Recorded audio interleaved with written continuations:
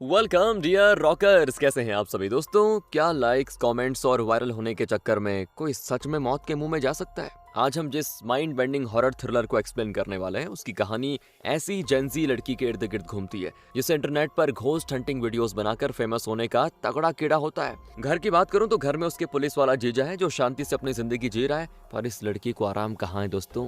कहानी में असली भौकाल तो तब आता है जब एक दिन इंटरनेट पर एक अनजान और क्रीपी बंदा उसे ओपन चैलेंज देता है कि अगर सच में भूत देखना है तो अमरावती गांव आ जाओ। बस वायरल होने के चक्कर में लड़की बिना सोचे समझे उस हॉन्टेड गांव में लैंड कर जाती है, पर वहां पहुंचते जब पूरा गेम पलटता है ना तो इतना मजा आएगा दोस्तों, आपको क्या बताऊं। मतलब कहानी कहां से कहां घूम जाएगी आप सोच भी नहीं पाओगे। तो कहानी की शुरुआत कुछ दोस्तों के साथ होती है जो सभी मस्त पार्टी वगैरह करके घर की ओर जा रहे होते हैं, और तब एक दोस्त शॉर्टकट लेने के लिए अमरावती गांव का रास्ता चुन लेता है। बाकी के दोस्त ये देखकर डर जाते हैं, बताते हैं कि भाई रुक जा, हमने सुना है कि अमरावती गांव भूतिया है, यहाँ एक बार किसी ने कदम रख लिया तो वापस नहीं लौट कर आता। लेकिन अब वो दोस्त बड़ा हिम्मत वाला था, वो कहता है क्या यार तुम भी ये भूत वगैरह की बातों पे विश्वास करते हो? अभी भी ये नया जमाना है, ऐसा कुछ नहीं होता, मेरी बात मानो। तो इसके बाद दोस्तों वो सभी अमरावती गांव में प्रवेश कर जाते हैं, लेकिन यही तो उनकी सबसे बड़ी गलती साबित होती है। जैसे ही वो अंदर जाते हैं अचानक उनका एक दोस्त गायब। बाकी सब उसको घबराहट में यहाँ वहाँ ढूंढने में लग जाते हैं, लेकिन उसका कहीं भी कोई पता नहीं चलता। और काफी देर के बाद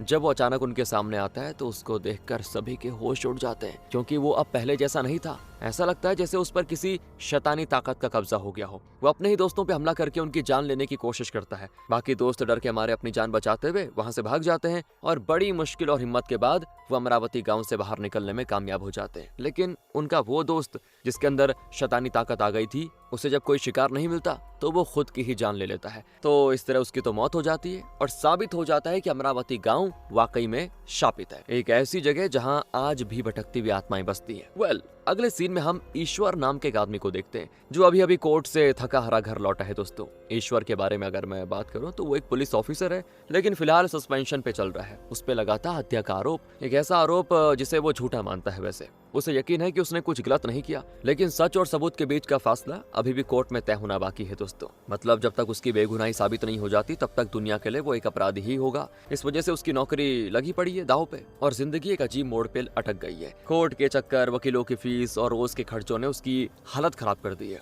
इतनी कि वो अब घर का किराया तक देने की कंडीशन में नहीं होता। घर और नौकरी दोनों की टेंशन ने उसको अंदर ही अंदर तोड़ दिया है दोस्तों। वैसे वो अपने घर पर अपनी पत्नी भानु और उसकी 2 बहनों के साथ रहता है। घर में एक काम वाली भी है जो डेली काम करके चली जाती है। ईश्वर और भानु की शादी को 15 साल हो चुके हैं, लेकिन अभी तक उनका कोई बच्चा नहीं हुआ। इसलिए ईश्वर भानु की छोटी बहनों को अपने बच्चों की तरह रखता है और उनसे खूब प्यार से बात करता है। अब ये देखिए जरा हम भानु की बहनों के बारे में जान लेते हैं। एक बहन तो नॉर्मल अपने घर में रहती है, मतलब उससे ज्यादा मतलब नहीं, लेकिन दूसरी बहन जिसका नाम रश्मि है वो बिल्कुल हटके है दोस्तों। मतलब वो कहते हैं ना एक एडवेंचर टाइप की लड़की है, उसको नए नए चैलेंजेस करना बहुत ही पसंद है। तो आज भी उसको एक चैलेंज मिला है कि वो एक भूतिया घर में अकेले 24 घंटे गुजारे। इसीलिए रश्मि अकेले उस भूतिया घर में रह रही है जहां वो सब कुछ लाइव स्ट्रीम कर रही है। रश्मि का मानना है कि भूत वगैरह तो होते नहीं, तो जब वो होते ही नहीं तो उनसे डर कैसा। इसलिए उसको जहां रहने के लिए कहा जाता है, मतलब एज अ चैलेंज, तो वो उसको स्वीकार कर लेती है, वहां रात गुजार लेती है। आज भी वो पूरे 24 घंटा अकेले इस घर में रहती है दोस्तों। और चैलेंज खत्म करके जैसे ही वो घर की ओर निकलती है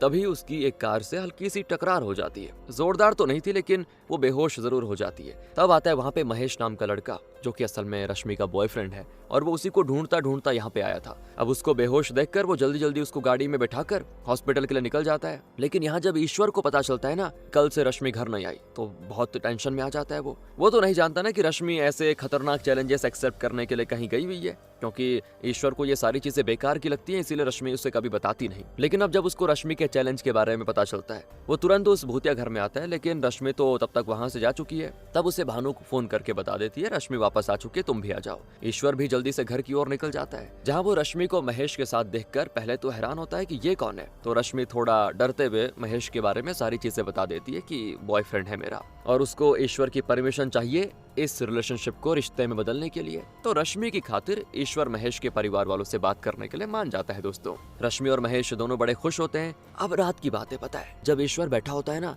तो भानु उसको हल्दी वाला दूध ला कर देती है। ईश्वर पी लेता है, लेकिन 2 मिनट के बाद फिर से भानु उसको दूध ला कर देती है। ईश्वर कहता है अभी तो तुमने दिया था, फिर क्यों? तो भानु कहती मैंने कब दिया, ये तो पहला गिलास ही लेकर मैं आई हूँ। ये सुनकर ईश्वर हैरान, ऐसा एक बार नहीं होता बल्कि 5-6 बार भानु सेम ग्लास लेकर आ जाती है। और ये चीज ईश्वर के लिए बिल्कुल अजीब होती है दोस्तों। तभी उसको भानु के चिल्लाने की आवाज आती है, और जब वो आवाज का पीछा करते करते भानु के पास आता है ना, तब उड़ जाते हैं उसके होश, क्योंकि भानु अब भानु नहीं थी बल्कि चुड़ैल बन चुकी थी। वो सीधे ईश्वर पे हमला बोल देती है। बड़ी मुश्किल से जैसे तैसे ईश्वर अपने आप को बचाता है, और तब वो देखता है दोस्तों, ओह ये तो सिर्फ एक वहम था, जबकि वो तो असल में अभी भी सोफे पे आराम से बैठा हुआ है। ईश्वर खुद में सोचता है कि माना कि ये सब वहम था, लेकिन सब कुछ इतना रियल कैसे लग रहा था। ऐसा लगा मानो सारी चीजें सच में हुई हो। लेकिन फिलहाल तो वो इस बात को इग्नोर करके साइड हो जाता है। कुछ देर के बाद ईश्वर एक बाबा से मिलने आता है जिसका नाम काला है। अब दोनों को देखकर ऐसा लगता है कि दोनों एक दूसरे को बहुत ही अच्छे से जानते हैं। ईश्वर उसे कहता है कि शायद वो चीज अभी भी मेरा पीछा कर रही है। तो काला कहता है कि फिक्र मत करो, एक बार हमारा काम हो जाए फिर किसी चीज की टेंशन नहीं रहेगी। अब यहाँ पे दोनों के बीच किस कॉन्टेक्स्ट में बातें चल रही है ये अभी हमें डिटेल में नहीं बताया जाता। Make it suspense, okay. अगले दिन रश्मि ने जो चैलेंज लिया था वो वीडियो एकदम से वायरल हो जाती है। हर तरफ रश्मि के चर्चे होते हैं, जिससे अब रश्मि को बड़ी बड़ी कंपनी से इंटरव्यू के लिए बुलाया जाता है। सारा परिवार खुश होता है और इसी खुशी को सेलिब्रेट करने के लिए महेश और रश्मि एक लॉन्ग ड्राइव पे निकल जाते हैं। जहाँ थोड़ी दूर आती रश्मि को एक अननोन नंबर से आता है कॉल, जहाँ सामने वाला बंदा रश्मि से कहता है कि तुम्हारा चैलेंज बहुत बढ़िया था, तुम तो भूतों पर बिल्कुल विश्वास नहीं करती, लेकिन मैं तुम्हें विश्वास करने पे मजबूर कर दूंगा, क्योंकि मेरे पास तुम्हारे लिए एक बहुत ही खास चैलेंज है। और सच में तुम भूतों को नहीं मानती हो ना, तो एक बार अमरावती गांव जाकर चैलेंज करो। अगर तुमने ये कर दिया तो पूरे देश में तुम फेमस हो जाओगी, तुम्हें फिर सुपर फेमस होने से कोई नहीं रोक पाएगा। बस अमरावती आओ, मैं वहीं तुम्हारा इंतजार करूंगा। तो रश्मि तो पहले ये सुनकर हैरान हो जाती है कि शायद ये कोई स्कैमर होगा जो झूठ भी बोल सकता है, लेकिन तभी उसकी गाड़ी अचानक से खराब हो जाती है। और जब महेश उसको ठीक करने जाता है ना, तो उसको ऐसे लगता है कि उसके आसपास कोई तो है दोस्तों। और तभी कई सारे लोग उसकी गाड़ी को चारों तरफ से घेर लेते हैं, जो इंसान नहीं बल्कि शैतान लग रहे होते हैं। ये सारे लोग सिर्फ महेश को नजर आते हैं। अब इससे उसकी हालत खराब हो जाती है। वो घबरा जाता है कि शायद ये काम उसी कॉल वाले बंदे ने किया हो। इसीलिए वो रश्मि से कहता है कि तुम्हें अमरावती जाना चाहिए, मैं भी तुम्हारे साथ जाऊंगा, ताकि जान सके कि वो अननोन इंसान था कौन। तो रश्मि भी अमरावती जाने के लिए हो जाती तैयार। वो घर आकर सभी को इसके बारे में बताती है। वैसे ईश्वर रश्मि को अकेले जाने तो नहीं देना चाहता, लेकिन फिर पूरा परिवार, जैसे ईश्वर, महेश, भानु, उसकी छोटी बहनें और घर की मेड, जो उनके लिए एक फैमिली की तरह है, सभी अमरावती जाने के लिए तैयार हो जाते हैं, जिससे चैलेंज भी पूरा हो जाएगा और एक छोटी सी फैमिली ट्रिप भी हो जाएगी। लेकिन इनको नहीं पता दोस्तों कि ये सब फैमिली ट्रिप पर नहीं बल्कि मौत की ट्रिप पर जाने वाले हैं। और जैसे ये लोग निकलने वाले होते हैं तो वहाँ पे ईश्वर का केस संभाल रहा रवि नाम का वकील आ जाता है। तो वो भी इस ट्रिप को ज्वाइन कर लेता है ताकि थोड़ा उसका भी टाइम पास हो जाए। इस तरह ये सभी लोग निकल जाते हैं ट्रिप पे। लेकिन रास्ते में महेश को बार बार आत्माएं नजर आती है, कभी कोई बूढ़ी आंटी की, कभी किसी और की, कभी बच्चों की, कभी किसी की, जो सिर्फ उसको चेतावनी देते हैं कि तेरा अंत करीब है। तो अब उसको घबराहट होती है कि यार ये कैसी बातें कर रही हैं आत्माएं, लेकिन वो इस बारे में किसी को बताता नहीं, वरना सभी उसका मजाक उड़ाएंगे। लेकिन थोड़ी दूर आती उसकी गाड़ी के सामने एक दूल्हा आकर खड़ा हो जाता है, जो कह रहा होता है मैं अमरावती गाँव जा रहा था लेकिन बारात से अलग हो गया। सारे लोग उस दूल्हे को देखकर हैरान होते हैं। वो दूल्हा काफी अजीब हरकतें करता है, मानो कि उसका मानसिक संतुलन ठीक नहीं है, इसीलिए वो तो चला जाता है वहां से आगे। तो बाकी लोग भी उसको इग्नोर करके अमरावती के लिए निकल जाते हैं। थोड़ा सा सफर तय करने के बाद आखिर ये लोग पहुंच जाते हैं उस शापित गांव में, जहां सामने उनको एक घर नजर आता है। तो ये लोग वहीं अपना सामान रखकर उस अननोन नंबर वाले को फोन कर देते हैं कि हम पहुंच चुके हैं। पूछते हैं ये लोग तुम कहाँ पे हो? तो वो आदमी कहता है कि फिक्र मत करो, मैं यहीं पे हूँ, तुम सबको देख पा रहा हूँ। अभी सुनकर सारे लोग हैरान कि हमें तो यहाँ सामने कोई दिख भी नहीं रहा, सब जगह सन्नाटा है, तो ये हमें कहाँ से देख पा रहा है? और तभी उनकी गाड़ी भी अचानक खराब हो जाती दोस्तों। और तभी वो दूल्हा फिर से आ जाता है। वो उनसे कहता है कि देखा मैंने तुम लोगों को ढूंढ लिया। सभी उससे कहते हैं कि अरे क्या तुम ही वो इंसान हो जिसने हमें कॉल करके बुलाया? तो दूल्हा कहता है कि हाँ मैं ही वो इंसान हूँ। किसी को भी अब उसकी बातों पे दोस्तों यकीन नहीं होता, क्योंकि ये दूल्हा तो पागलों जैसी हरकतें बातें कर रहा है। लेकिन फोन वाला बंदा तो बड़ा नॉर्मल इंसान जैसा बोल रहा था, मतलब एक समझदार वाला। तो सभी को लगता है कि शायद सच में किसी ने हमारे साथ प्रैंक किया है, बस ऐसे ही कह दिया कि अमरावती आ जाओ। और बताओ यार, हमने उसकी बातों में आकर यहाँ आना सही समझा, ये तो बेवकूफी हो गई, चलो वापस चलते हैं। सब यही डिसाइड करते हैं, लेकिन अब सब ये भी कहते हैं कि जाएंगे तो जाएंगे कैसे, गाड़ी तो खराब हो चुकी है। और तभी ईश्वर को सामने से दो बंदे जाते हुए नजर आते हैं। वो उनसे कहता है क्या कोई मैकेनिक होगा आसपास? तो वो लोग कहते हैं कि अभी तो रात हो गई, अभी नहीं मिलेगा, सुबह मिल सकता है। तो ईश्वर उससे कहता है कि क्या रात गुजारने के लिए कोई जगह मिलेगी? वो दोनों कहते हैं कि ऐसी जगह तो नहीं है, लेकिन हमारी मालकिन रानी का घर बहुत बड़ा है और वो बहुत ही अच्छी है, शायद वो रात गुजारने के लिए आपको जगह दे दे। इसीलिए वो उन सभी को दोस्तों रानी के महल लेके जाते हैं, जो काफी आलीशान भी लगता है। दोनों रानी से जाकर बातें करते हैं और रानी ईश्वर और बाकियों को रात गुजारने की परमिशन दे देती है। सभी बड़े खुश होते हैं कि चलो मजा आ गया।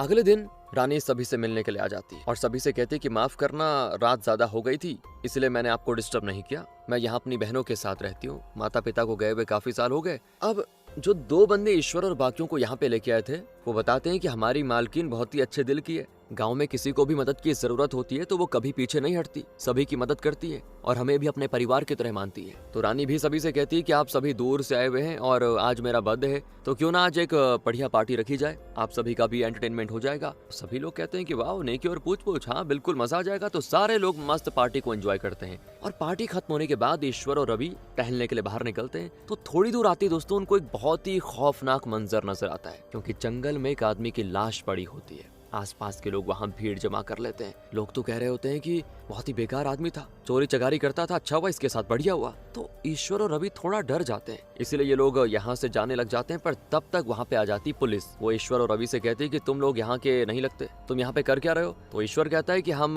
शहर से आए हुए हैं और रानी के घर पे रुके हुए हैं, शाम तक चले जाएंगे। अब दोस्तों ये सुनते पुलिस का चेहरा ठंडा पड़ जाता है। वो कहता है कि ये कैसे हो सकता है, रानी को मरे हुए तो कई साल हो चुके हैं। देखो यहाँ उनकी याद में मूर्ति भी लगी है, क्योंकि जब वो जिंदा थी तब सारे लोगों की मदद करती थी गांव में। आज भी लोग कहते हैं कि उन्हें रानी की आत्मा नजर आती है। अगर तुम्हारी फैमिली वाले रानी के घर पर थे तो शायद अब तक वो भी मर चुके होंगे, इसलिए भाग जाओ यहाँ से, वरना तुम भी नहीं बचोगे। दोस्तों ये सुनते ईश्वर के तो पैरों तले जमीन खिसक जाती है और वो और रवि भागते भागते रानी के घर के पास आते हैं। लेकिन जैसे ही वो लोग वहाँ पे आते हैं ना, अचानक से जमीन फट जाती है और दोनों जमीन के अंदर जा गिरते हैं। और वहीं रानी अपने घर में बैठकर ईश्वर से कह रही होती है कि ईश्वर, बहुत इंतजार किया तुम्हारा, बहुत कोशिश की तुम्हें यहाँ लाने की, और जब तुम यहाँ आ चुके हो मैं तुम्हें छोड़ूंगी नहीं, मरोगे तुम सब। लेकिन ईश्वर ने ऐसा क्या कर दिया रानी के साथ जो वो उसको मारना चाहती है, आगे पता चलेगा। पर हम इतना तो समझ चुके हैं दोस्तों कि रश्मि को वो कॉल आना, उसको यहाँ तक लाना मकसद नहीं था। असल मकसद तो ईश्वर को यहाँ पे लेके आना था, जिसमें रानी कामयाब रही और अब वो ईश्वर को नहीं छोड़ने वाली, बिल्कुल भी नहीं।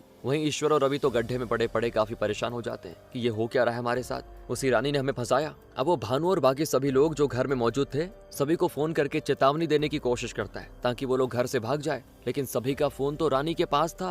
वही फोन उठाकर कहती है कि हाँ, कितनी भी कोशिश कर लो तुम बचोगे नहीं। लेकिन यहाँ पे हैरानी वाली बात यह है दोस्तों कि वो ईश्वर के पूरे फैमिली वालों के सामने बहुत ही अच्छे से पेश आती है। मतलब किसी से कोई दुश्मनी या गुस्सा नहीं दिखाती, जिससे बाकी फैमिली वालों को समझ ही नहीं आता कि ये रानी असल में कोई है या फिर आत्मा है। मतलब वो सोच ही नहीं पाते, उनको लगता है कोई बढ़िया ही होगी। अब यहाँ ईश्वर के पास वो पागल दूल्हा आता है। ईश्वर उसको थोड़ा बातों में बहलाकर मदद करने के लिए मना लेता है, तो वो दूल्हा इन दोनों को गड्ढे से बाहर निकालने में मदद करता है, जिससे दोनों बाहर तो आ जाते हैं। और बाहर आते ही सीधे ये लोग घर के अंदर आ जाते हैं, जहाँ नजारा देखकर ईश्वर डर जाता है, क्योंकि उसकी फैमिली के सभी लोगों की सामने लाशें पड़ी होती हैं। सारे के सारे लोग मारे जा चुके हैं। ये देखकर वो तो वहीं पे रोने लग जाता है। लेकिन तभी जैसे ही रानी आती है सब कुछ नॉर्मल हो जाता है। मतलब ये सिर्फ भ्रम था जो रानी ने ईश्वर को दिखाया। ईश्वर की मतलब पूरी फैमिली ठीक होती है। अब भानु ईश्वर से कहती है कि कहाँ थे तब से, तुम्हारा इंतजार कर रहे थे, कहाँ गए, घर नहीं जाना है क्या। तो रानी अपने असली आत्मा वाले अवतार में आ जाती है, जिसको देखकर भानु की तो हालत खराब कि ये क्या है। तो रानी कहती है कि ईश्वर को मैं जाने नहीं दूंगी, आज ये मेरे हाथों मरेगा।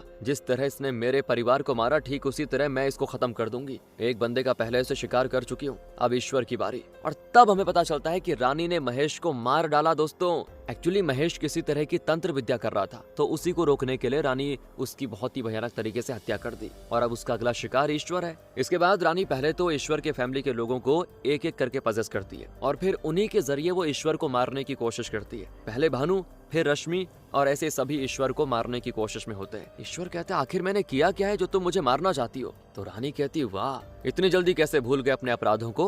तो ठीक है, तुम्हें सारी चीजें फिर से याद दिला देती हूँ। दोस्तों चलिए जरा पास्ट में चलते हैं ताकि जान पाए कि ईश्वर ने किया क्या। तो कुछ साल पहले रानी अपने माता पिता के साथ इसी अमरावती गाँव में आराम से रह रही थी। इनके पास पैसों की कमी नहीं थी, इसलिए ये परिवार हमेशा गाँव वालों की मदद करता था। सारा गाँव उनको बहुत प्यार करता था। लेकिन इसी समाज सेवा के कारण रानी ने शादी नहीं की थी। उसके पिता को टेंशन थी कि अगर उनको कुछ हो गया तो घर को संभालने के लिए कोई मर्द चाहिए, इसीलिए उन्होंने रानी के लिए रिश्ता ढूंढना शुरू कर दिया। लेकिन दिक्कत ये थी दोस्तों कि पहली शादी होते ही अनजान कारण से उसके पति की मौत हो गई और होने वाला बेबी भी अनजान कारणों के चलते मर गया। ये घटना रानी के पिता के दिमाग में बैठ गई। उनको लगा शायद कोई बुरी शक्ति ने रानी को नजर लगा दी है, इसीलिए उन्होंने काला से मदद ली। वही काला दोस्तों जिससे ईश्वर भी मिलने गया था। फिर काला ने रानी के पिता को बताया कि मैं ठीक कर दूंगा सब कुछ और एक अच्छा रिश्ता भी लेकर आ जाऊंगा ताकि रानी की जिंदगी संवर जाए। अब यहाँ रानी को काला पर बिल्कुल भरोसा नहीं था। उसका सोचना भी बिल्कुल सही था वैसे, क्योंकि वो काला बहुत ही घटिया आदमी होता है दोस्तों। वो जाता है ईश्वर के पास जो अय्याशी वाली जिंदगी जी रहा था, डेली लड़कियों के साथ रहना, गुंडागर्दी करना, यही काम था ईश्वर का उस समय। तो काला ईश्वर से कहता है कि जहाँ तक मुझे खबर मिली है रानी के घर वाले बहुत ही अमीर है और उनकी दौलत की सबसे बड़ी वजह है उनकी जमीन,